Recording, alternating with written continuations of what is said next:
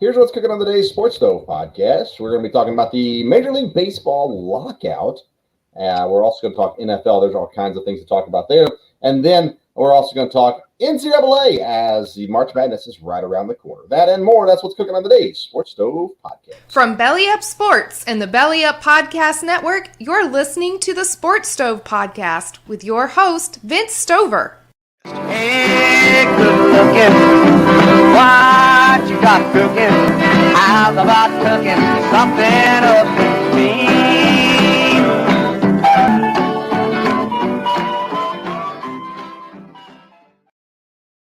Welcome into an all-new edition of the Sports Stove podcast. I'm joined by my dad, Dale Stover. Dad, how you doing?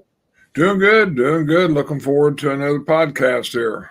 Yeah, hopefully, right? We've had plenty of technical difficulties before we started the episode, and we don't know what will happen in the middle of it. So hopefully we can get through this one here today, and excited about what's ahead. There's plenty of sports news to get to. I want to start off, Dad, with the Major League Baseball lockout. You know, we've talked about this a number of times in previous episodes, and you had been more pessimistic or correct than I was early on about the missing of games and the different things. I still think we're headed to a quicker solution rather than holding out months at the very least. But obviously the players have decided we're not getting pushed around anymore, and they've stood their ground, and the owners seem to have maybe underappreciated the stance of the players as well. We canceled games. First two series of the season are now officially canceled. They're still in conversations. Some people are trying to get things worked out. Are you surprised? I know the answer. Are you surprised by the games getting canceled? No, I'm not. And I think this brings up another problem, because I think now they have another issue they have to work through about, whether guys are going to get paid for these first two series when they don't play. I don't think they can pressure the players because they've got a history of kind of caving in on some of that. So I think that brings another issue up to light. Again, I've tried to keep up on a little bit, but I think it's hard for anybody to know what the main problem is. Exactly. I guess the players want certain things, the owners just don't want to give, and from there. But baseball, like I said, it's, and I was thinking about it some this week. It's the deal is, well, hey, it's in the spring. There's nothing to compete. This is their best time. Probably what hurts the negotiations is there's nothing to compete from there. Yes, they're losing some. I assume the owners will lose TV money with these games if these games are not played. If that got to be significant, then the owners would, react to that. Again, I think everybody's kind of wondering why if you're talking two series, why are they not extending the season? Why are they not just moving things back? Or maybe they will if they get the thing resolved. I don't know. It's hard, I think, for us fans on the outside to know really kind of what's going on, what's the issues, and what it's going to take to solve it.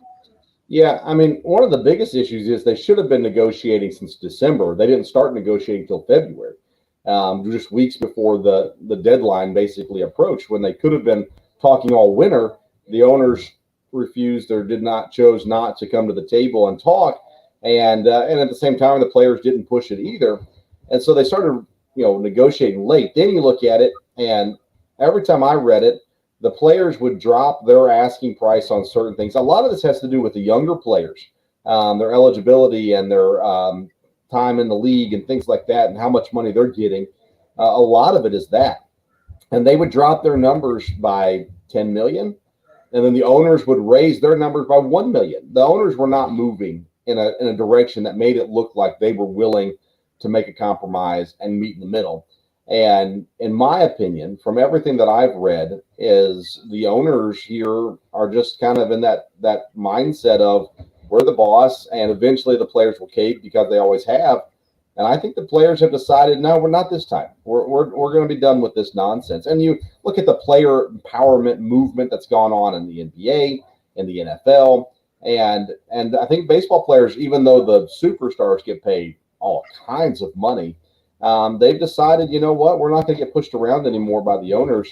And they're going to call the bluff, I guess, on the owners and say, you know, if you truly want to play games, then you're going to have to at least, you know, meet or come very close to our requests. And to this point, the owners have been unwilling to do that. You know, baseball's weird, Dad. They have all these rules about, you know, a player, if he plays so many innings, it doesn't count against the team, and they can hold on to the lesser contract that way, and he's not eligible for free agency and for till longer, and those kinds of things. And that's the kind of stuff they're trying to get changed. Now, there's other things as well. The owners wanted 14 teams in the playoffs. The players said, no, 12 is our limit.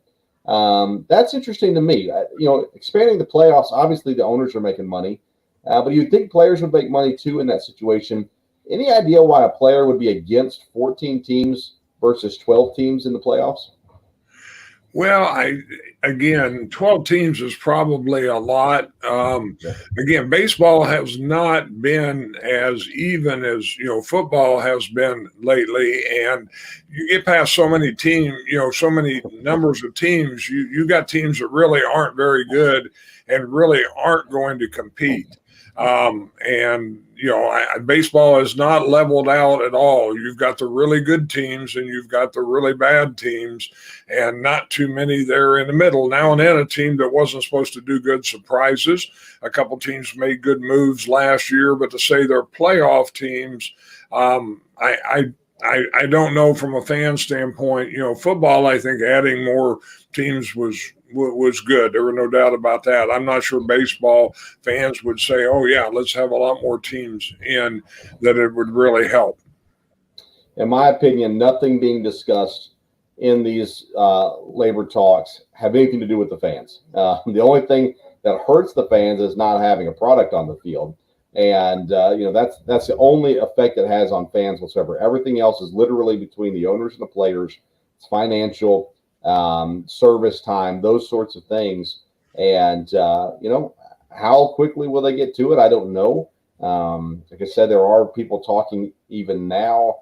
But I think the players, they've just decided enough's enough. And if we've got to hold out even for a season, we'll do it for the betterment of the future players that are coming up through this league. Because again, it's not these contract negotiations, these labor talks, they really have very little to do with the older guys. There is some things in there, obviously, but this is majority looking to the younger guys and the future of Major League Baseball. And I'm impressed, honestly. The players have impressed me at the stand they've taken so far, and I completely side with the players. I know you haven't read as much as I have, kept up with it as much as I have, but do you have a side that you pick on this one, who you're siding with, players or owners? Well, again, I mean, the people that you need to be for the fans, and the fans don't really have a voice in this, like you said. So I don't know. It looks like so far I'd agree with you. The player is probably a little easier to side with them. But again, you got guys making a lot of money, but you got the owners that make a lot of money and just want to make more. So that's what's happened here. When you get to leagues where you just turn the money loose and the contracts go crazy, then you know, there's no end to it. And I think baseball should remember what's happened in work stoppages in the past with getting fans back. But really, and fans is not as big a deal now as the TV money. As long as they're getting TV money, you know, well, I don't think they would want, the TV would not want to show empty stands. And again, I think, you know, there's not much way fans can really unite, you know, but I think maybe not going to games and not watching games. I mean, if the TV ratings were really, really down, TV is what would affect this and what would drive this. Sponsors pulling off TV broadcasts, things like that. But I don't know that that's going to happen. But there are more options out there. You know, some of the other sports are growing, doing better. And, you know, maybe there could be something brought to bear. But I think they're by far best served to get this worked out fairly quickly and go on, because baseball's had a little bit of a resurgence here lately. But, after that one work stoppage, I didn't have any interest in following baseball really much for a while. And that could definitely be the feeling here again. What brought you back to baseball? What drew your interest back in after the last work stoppage? I've always kept up with baseball. When I was a kid, I listened to ball games a lot. And, just given time, you get interest. I do not watch a lot of baseball games at all. I follow, like I said, I like the Giants. If there's certain players that you watch. But as far as watching a lot of baseball games, I really haven't. The thing that's kept me most interested has been fantasy baseball. If it hadn't been for fantasy baseball, I wouldn't know players on different teams or anything. But I enjoy fantasy sports. Well, fantasy football and fantasy baseball is about the only two things I've done. A little bit of stock card, back in the day. But I've thought about getting involved in more of them, and hockey and things like that. But I enjoy that part of it, but that's what's kept me most interested. For me, and I was still young, but you had the McGuire-Sosa stuff, the home runs, that started to draw people back to baseball after the work stoppage. And then Barry Bonds came on shortly after that, of course. Then they cracked down on the steroids. They took all the fun out of baseball, basically. And it took them a while after they cracked down on steroids. It took them a while to build a base back up. And I feel like they're starting to do that. They got the right people now. You got the Bryce Harpers, the Shohei Ohtanis, Mike Trout, Jacob deGrom. You've got these superstars in baseball right now. Vlad Guerrero's in there as well. And they've got everything they need to build baseball back, to get a young audience that follows these superstars. Because that's what today's generation does, Dad. They follow players. They don't follow teams. We saw that when Tom Brady announced his retirement. We saw when he moved to Tampa Bay, and everybody went. All the Patriots fans were now Buccaneers fans, and then now Brady retires, and you got a bunch of people sitting there going, "Who am I supposed to cheer for now?" Whereas there is a generation, the older generation, and even my generation, that was still cheering for teams. Now you saw that a little bit with Jordan as well. He was kind of maybe the beginning of that, really following a player. But then you saw it with Kobe following that, and you saw it. And it's grown with LeBron, and he's changed teams so many times, and that's why anyways, they were not talking about greatest basketball players, but LeBron ain't it. But nonetheless, with that happening, you've got those players in Major League Baseball right now that kids like to follow. Mookie Betts. There's so many players right now, and baseball is just trying to squash any enjoyment whatsoever for the fans, and they're doing it successfully, I think. Now, when it comes back on, I'm going to watch it. I'm not one of the people who says I'm done with baseball forever. I'm going to watch it when it comes back. I enjoy watching the Brewers play. I won't watch just any baseball game. Don't get me wrong, but I enjoy watching the Brewers play and whatnot from there. I just think that every time Major League Baseball gets any momentum, they crush it. With the work stoppage back in what was that, the early 90s, late 80s? When was the work stoppage? I don't remember the year. It was probably early 90s.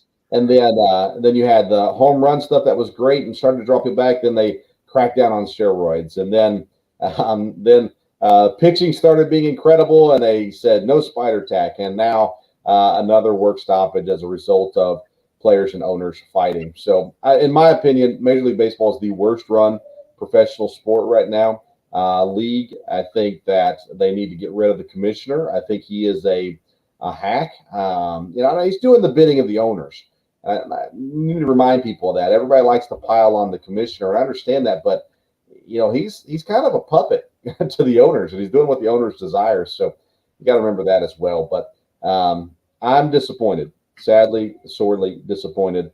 Of course, I'm a big fantasy guy as well. We've got a fantasy baseball show. The co-host on Sunday, and this is a real bummer. But hopefully they get things knocked out here soon, and we only miss maybe at the most a month of baseball, and get things rolling again sometime soon as well. One league that very rarely disappoints, at least on the field, is the NFL, and plenty of NFL stuff going on these days. Let's start with Aaron Rodgers, Dad. We were told back in January, I think, that Rodgers would let the Packers know before the franchise tag, around the time the franchise tag had to be given, what he was going to do. We still don't have an answer on Aaron Rodgers. Most people now say what we've been saying for months. He's either going to be a Packer or he's going to retire. When are we going to know what Aaron Rodgers is doing? And, well, let me ask that question first, then I've got another question for you. Well, I think it should be in the next week because, again, I think, all the sides, everybody needs to know. The big question is, does he know already? I would guess that he does. And I'm sure, he knows how he wants to announce it. Will it be on a Tuesday on the radio show that he goes on?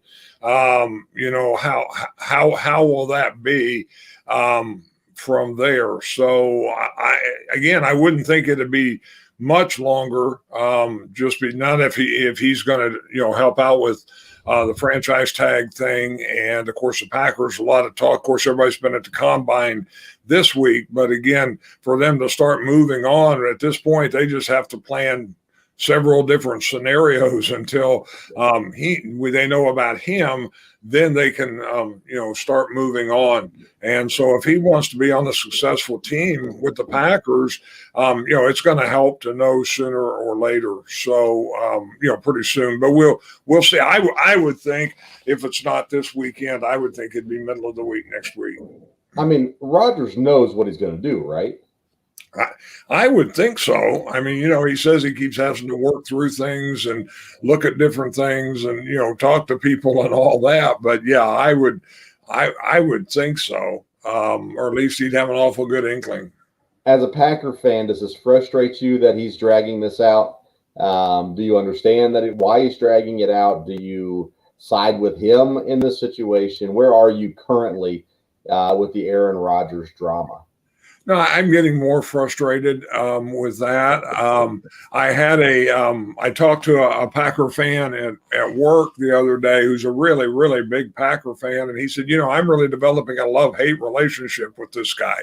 And, you look, we've only won one Super Bowl and hey, he needs to decide. And I think, fans are, I think everybody's frustrated, and if this does really drag on, I think you're going to look back at him as things that he's said, and if he really, really changes that, then it's going to be hard for fans. It'd be hard for me from there. And he said a lot this year about the Packer fans, Packer organization.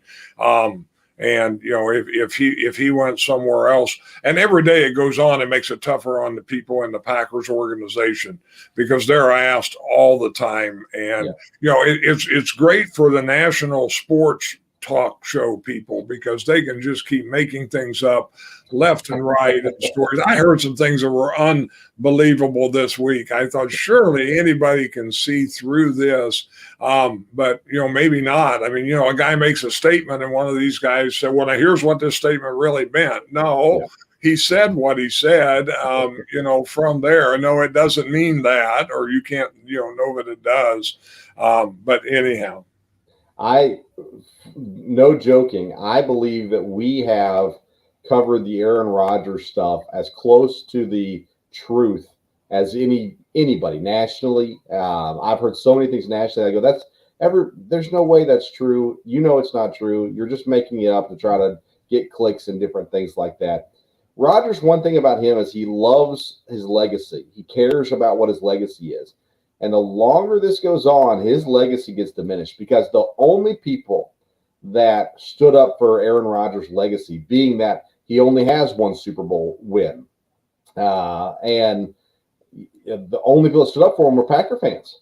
And now he's starting to alienate them, and that's going to hurt his legacy long term. Is he a great quarterback? Yes. Does he give the Packers the best chance to win a Super Bowl next year? Yes. But as I said months ago, I'm fine with moving on. I'd be fine if they traded him. I'd be fine if he retired. I don't think it puts the Packers in the best situation for next year, but I'm over it. If he's on the team, great. It's the best chance we have to win. If he's not on the team, I'm perfectly fine with it. I'm ready to be done with this. It really is more and more reminiscent of Brett Favre's final days in Green Bay, where we're sitting there going, seriously, just make up your mind, man. What are you doing? And I think that the fact that we are where we are, Rodgers has to know what he's going to do. He's chosen not to tell anybody. It's just more drama. And at the end of the day, we just want a good football team. And we're tired of all the nonsense that goes on. Yeah, I think he's trying to prove a point. Is he proving it? I'm not sure. But I think every day that he waits, he makes people more upset. And he's losing his fan base, similar to the way Favre did at the end of his career. He got it back, right? Favre got it back. He made amends after he retired, but nonetheless, it's a sticky situation for sure. If you had to say percentage-wise, what percentage do you think Aaron Rodgers is starting for Green Bay next year? I would say 85%. I think he is. I'm like you said, I'm okay if he retires. I'm not okay if he goes to another team at all, because I think that just goes against everything he has said and everything he does. And then it, really is more all about him. If he retires, I don't know that he could retire now and feel happy about it, once the season starts, unless he really has something else, lined up to be involved in and do. And when he gets out right now, he'd get involved in social issues and things like that. But I feel like he's coming back. I'll be surprised if he doesn't. Now, you said you wouldn't be okay if he was traded, but it sounds to me like you wouldn't be okay with Rodgers if that's the route he chooses. But would you be okay with the Packers if they traded him? They're not going to trade him unless that's what he demands. I mean, right. But what I'm saying is, if he demands it, are you going to look down on the Packers for that, or will all of the blame be on Rodgers? Oh, I think the blame would be on Rodgers. No, I think if the Packers have to do that, they have to do it. But when you look at the coaches they've hired, you look at things, they are setting things up for after him. This quarterback coach is going to be great for the young quarterbacks. Absolutely no doubt about that. But again, Rodgers comes back. They have a great year. He could win a Super Bowl. I think if he does come back, you'll see him get more involved in developing Jordan Love in some ways now, as I think we're past that deal. But, and this will be a big year for Jordan Love because he didn't, he missed a whole year with no preseason. And last year he took all the reps. He knows the system. He just needs to develop more. But I mean, if Rodgers comes back, he's signing an extension to some degree, whether it's short term or long term. He's not coming back for one more year. If he comes back, he's going to sign a 2-year extension, a 3-year extension, whatever it may be. I think if Rodgers comes back, you might be looking at having to trade Jordan Love. It might not be right away. It might be let him play in the preseason, hope he shows out in the preseason, and then move him somewhere. I don't know that if Rodgers comes back, you have the luxury of holding on to Jordan Love anymore, just for the fact that you're not guaranteed Rodgers will be done when Love's contract comes up. And I'm not sure that you're going to re-sign Jordan Love to a contract if he doesn't play in his rookie contract. No, that's true, but they've still got a couple years on his rookie contract, and they've got a 1 year they can add on to it. So I think the timing still can work good for that situation. Now, again, if preseason and everything goes and they feel like he's not the guy, then yes, you could move on. If he had a great preseason and they really got offered a lot, then maybe so.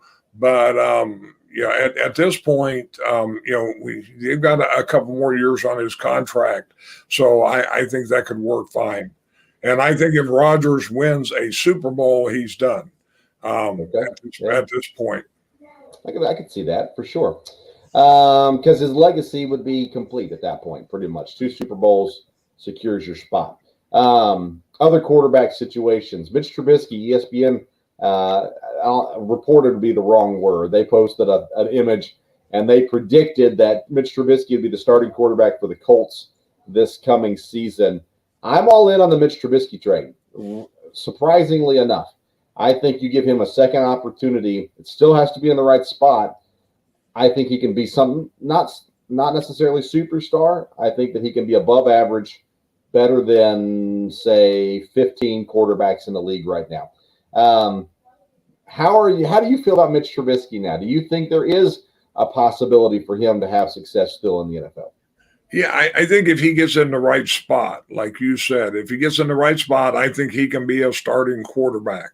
And if he works with somebody, excuse me, that can instill confidence, and he's got physical ability, so I think there's a chance. I don't know if Indianapolis is the best spot. Maybe it would be. I mean, Indianapolis said a lot of strange things at the combine. As far as just haven't decided yet. They've had a little bit of time, so we'll see. Well, I mean, their options are cut or keep Carson Wentz, because I don't think anybody's trading for Carson Wentz right now. But they've got Jonathan Taylor, a dynamic superstar running back. They've got some decent receivers on the team. They've got a decent O-line. They've got a good defense. So that's a team that's a quarterback away from being a legit threat in the AFC. The question is who is that quarterback that can make them that threat? I'm not sure if there's one in the draft. I'm not sure if there's one in free agency. So you're looking at the trade market, and Trubisky's on that option. The other guy to watch is the Giants. They hire the Buffalo Bills, a guy from the Buffalo Bills to be their GM. They hire a guy from Buffalo to be their coach.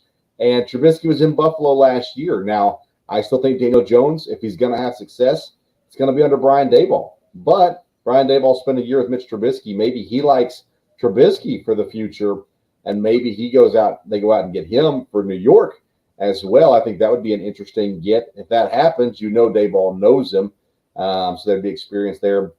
The other team that is Washington. I think Washington, like Indianapolis, is a quarterback away from being a threat. And in that NFC East, it's open right now. But they need a quarterback. Andy Dalton's a free agent. I thought he should have went to Washington last year. He went to Chicago instead. And then you've got guys. I saw Carson Wentz's name come up for Washington and others as well. Jimmy Garoppolo's been an option, although it's starting to look more and more like Pittsburgh might be the landing spot for Garoppolo. Do you agree that Washington is a quarterback away from being a threat in the NFC? Oh, yes, I think so, again, especially in their division. So I think that's true. They've got a lot of players around them. I don't think they can be assured that the guy they have now is going to be the guy they need as quarterback, even though he could maybe still develop, depending on what Aaron Rodgers does, and then it's going to depend on what Russell Wilson does, because he is the best option for a lot of these teams, and he could make a difference very, very quickly. Now, I think I saw where supposedly he said, he did not want to go to the East Coast or was not going to go to the East Coast. If that's true, then that takes a lot of teams out. What about the Midwest? Is that the East Coast? I don't know. I think there's a couple teams in the Midwest that would be just an ideal spot for him, but that may not be where he wants to live and wants to play. Yeah, Tyler Heineke there in Washington, to me, he's a Tyrod Taylor type. He's going to be around the league for a long time. He's going to be a bridge quarterback for a number of organizations. He's going to have a job and a paycheck for many years, but is he a legit starting quarterback in the NFL? I'm not sure. I've seen Carolina talking about bringing back Cam Newton, re-signing him. He, of course, finished out the season there as well. There's a lot of quarterback needy teams this year, which is surprising in my opinion as well. But I don't know. Is there one quarterback out there that intrigues you the most? Take out Rodgers, take out Wilson. Is there a quarterback out there that's available that intrigues you for a team like Washington or a team like Indianapolis? I think the most intriguing thing is maybe quarterbacks who aren't available now, but you had all these new coaches. So are there going to be any of these teams that are going to move on? Are the Vikings going to stay with Kirk Cousins? All of a sudden he becomes a real option. He is a starting quarterback and has been. And I think any of the teams with new coaches, Jacksonville's not going to get rid of their quarterback, but, like I said, what's going to happen there? Is there going to be? I think this could be a very interesting draft a week before with trades. There may be some trades going around because the draft is deep in certain areas, and it's not, there's not the individual, oh yeah, these first two guys, you've got to get them. So I think moving around, getting more draft picks, this would be a good draft to do that with. And I would think, like I said, anybody that got a new coach, how tied are they to the quarterback? That's a good point. Normally, if you're the number one pick in the draft and you don't need a quarterback, you're looking to trade down to a team that does need a quarterback. This year, there's not a quarterback that's going to go number one overall. And so Jacksonville sits there for the second year in a row at number one overall, and no one can agree on who they're going to take at number one yet. You've got Neal, the offensive lineman from Alabama. You've got some defensive edge rushers. Even a little talk about a safety. I don't think that's going to happen. But what direction should Jacksonville go with number one this year? Well, I think with the team they have, I think offensive line would be the way to go. And I think trading down would be the way to go. It depends how they have them ranked. If they have an offensive lineman, who they feel like is can't miss, left tackle or whatever. But if they've got 3 or 4 guys they like, and they can find a team up in the top tier of the draft that wants to move up to that number one pick, what they need is offensive line. And if they can get a good offensive lineman that they're happy with and pick up another draft choice along with it or move up in the draft, they have a chance to get a lot of good players in there. So I would think Jacksonville offensive line is probably the thing they need the most, even though, if you have an edge rusher or cornerback or safety that, again, is a can't miss guy. But I think at this stage, more picks would still be, and again, you got Peterson, who's been around in this in a while. So I would think get an offensive lineman, but look at the option of trading down a few picks and get some extra with it. But the problem is, I agree with you. The problem is there's nobody worth trading up to number one for. I mean, what team, is there a player that you think of that you think a team might be willing to jump up to number one to get? There's going to be some team that has an edge rusher or has somebody that they want. And again, depending on what you have to give up, if it's somebody pretty close to the top, you could swap picks and maybe even just reorganize picks in another round, or I get another third round or whatever the case might be, and that would be a help. So yeah. Even like if Detroit wanted to make sure they got the kid from Michigan, Hutchinson, that's just one spot jump. You're talking about a first and fourth round, a first and third round pick, something like that to move up. I don't think there's going to be any movement at the top, probably 2 or 3 picks. I just don't think there's a player there that just draws people there.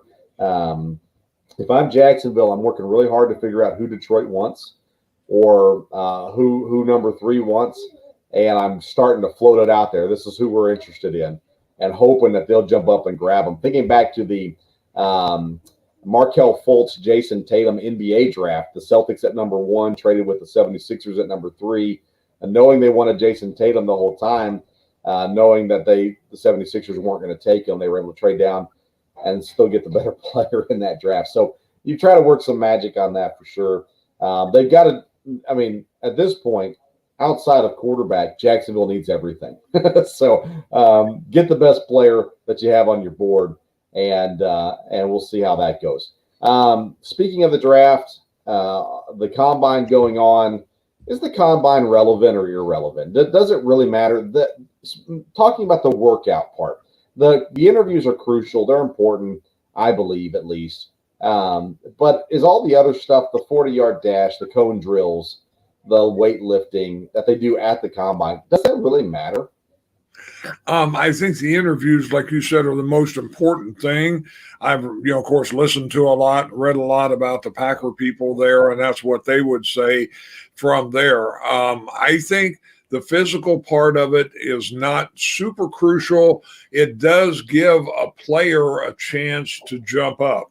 If somebody who maybe is not really at the top, all of a sudden, wow, this guy is that fast. Wow, this wide receiver jumps up that far.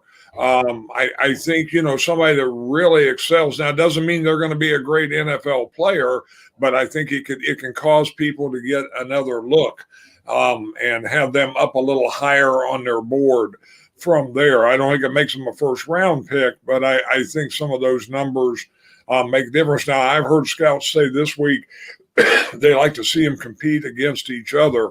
And again, a lot of that is just seeing what is their attitude. And, how competitive are they and how they handle themselves. So I don't know, I assume the combine will always be around. But last year, there was a lot of these virtual interviews, and I've heard a lot about that's the better way to go now because these kids are more comfortable with that. So you never know. I don't know if the combine, will ever be a dinosaur, but I think it may change some. Yeah, definitely. I mean, there's talks about it being moved out of Indianapolis and moving around to different sites and stuff like that, which would be a big change. And it just seems like the pro days is where you get more information physically than you do at the combines anymore. One of the things that came out in the combine this year is that one of the supposed first-round picks, Kenny Pickett, out of Pittsburgh, quarterback, his hands are too small to play quarterback in the NFL, Dad. They're 8.5 inches. The number's 9. You got to have 9-inch hands, or else you can't do it. What do we make of the fact that there are no superstar quarterbacks with hands smaller than 9 inches, and the fact that Kenny Pickett now, I feel like I'm saying his name wrong. Pickett, he has small hands. Can he play in the NFL? Well, I mean, I think the scouts are going to look at that. I don't think that will be a super big deterrent. As long as he can throw the ball and make the throws, which I assume he can. The thing with quarterbacks is being able to, read defenses and have leadership. And if he shows that, then, I mean, I don't think he will drop a whole lot because of his hand size. You always hear that kind of stuff. Offensive lineman, oh, he's got short arms. No, he can't be a tackle because his arms aren't long enough. Well, that's not always proven out to be the case. I think it makes good talk for everybody. It makes good radio. But as far as some scouts may look at it and say, yes, well, let's take a look at, everybody involved. But as far as if somebody wants a quarterback and the first 2 quarterbacks are gone and he's the next guy, people aren't going to just keep passing him because his hands are too small, I don't think. I think the comparison is Teddy Bridgewater. Bridgewater, before his pro day, was considered to be one of the top quarterbacks in the draft. He had a bad pro day and he dropped down the board. He still got drafted, I think, first round, 32nd overall, I think, somewhere in that range. But I think Kenny Pickett could take a little bit of a tumble, kind of like Teddy Bridgewater did. You might see Pickett be the 3rd quarterback versus the 2nd quarterback, or maybe even the 4th. I don't think so, but maybe even the 4th quarterback. For him, it depends on where he goes, though. I mean, it depends on everybody like that. But when you talk about small hands, one thing you talk about is cold weather, being able to grip the ball and control the ball in cold weather. So a team that's outside and in the cold a lot may have to pass on Pickett now. But again, he played at Pitt. It wasn't warm at Pitt. And you got to look at the tape and see what he did. Just another thing to talk about. But it's interesting. My first thought was, well, this is a proven fact. No one under 9-inch hands has had success in the NFL. But I don't know how many had the opportunity, because it was such a big deal. Well, we're not going to draft him. We're not going to play him at quarterback. We're moving this guy to running back or receiver or whatever because his hands are too small to play quarterback. So maybe there hasn't been enough opportunity for smaller hands guys to play the position. We will find out here in just a couple of months' time as well. And when you talk about cold weather, he did play at Pittsburgh, right? Yeah. So I said, it wasn't hot at Pittsburgh. he has played in cold weather, so. Yeah. So, we'll see. Now, it's not Lambeau Field or Soldier Field, but cold still nonetheless. I mean, the Steelers need a quarterback, so maybe they'll just keep him in the house That's where the Pitt plays their football games, is there at Heinz Field. So why not?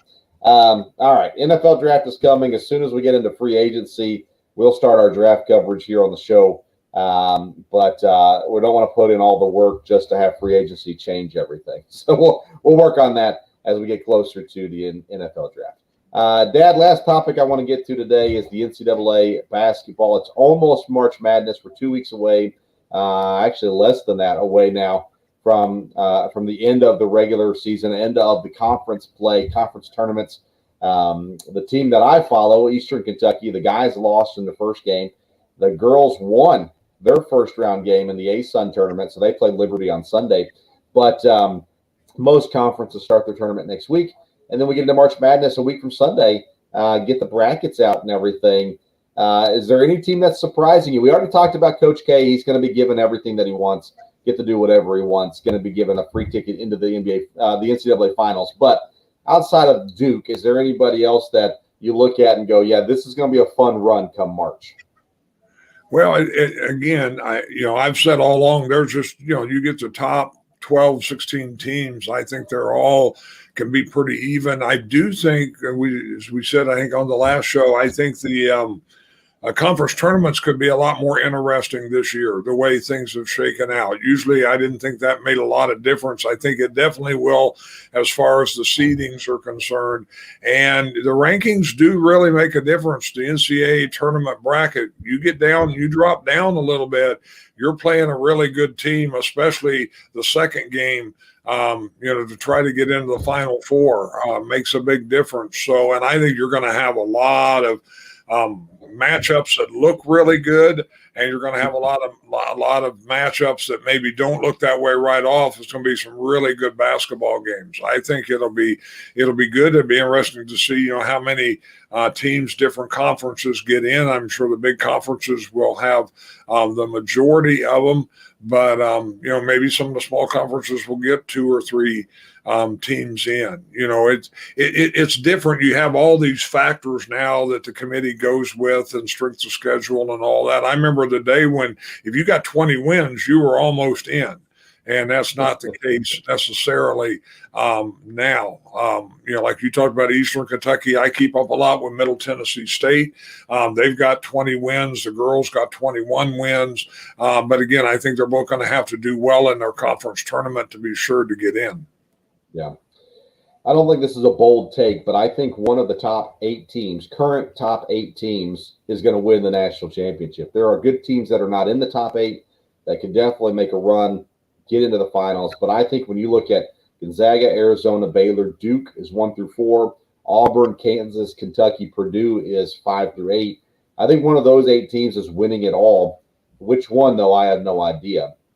And did you see that Duke already requested to be in the Chicago bracket where they play in Chicago because that's where Coach K is from? And the number 1 overall seed gets to pick which region they go to. Really? Duke has already requested to be in the Chicago region. I didn't know that anybody got to request where they went. Yeah, so they typically put you in your region, wherever you're from, but you're allowed to ask to be in a different region. It doesn't change the brackets as far as the teams and where they're seated. It just means that when the number 1 overall seed, if they put them in the West and they want to be in the Northwest, they can say we want our bracket to be in the Northwest, and that's where they go. Gotcha. Yeah, because that has changed a little bit. It used to be that everybody played in a certain area. Now they do move around. And I think different teams in different brackets play in the same city sometimes, don't they? Yeah, they do, which is always exciting. But it's interesting. And Coach K and the conspiracy will be full blown come Selection Sunday. We'll have plenty to talk about for that Monday show on exactly how the committee rewarded Duke and screwed everybody else over. So we'll see how that all goes on Selection Sunday, which I can't believe we're already almost to Selection Sunday. It'll be a good time and excited about what's ahead. I want to let people know, go back and listen to our Wednesday episode, our local hour episode We had some great guests on. Dad, we had an assistant coach, Steve Lepore.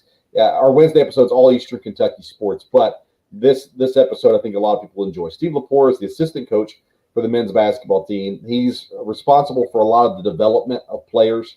Gave some really good information there. We talked to Greg Todd, who's the head coach of the women's basketball team, as they're preparing for and won their first game in the ASUN tournament. It's his first year at the helm at Eastern Kentucky, and so it's a building program. He started this year and working to build off of it. But then our last guest was named Kendall Ewell. He's an outfielder for Eastern Kentucky baseball team, and he's an MLB prospect.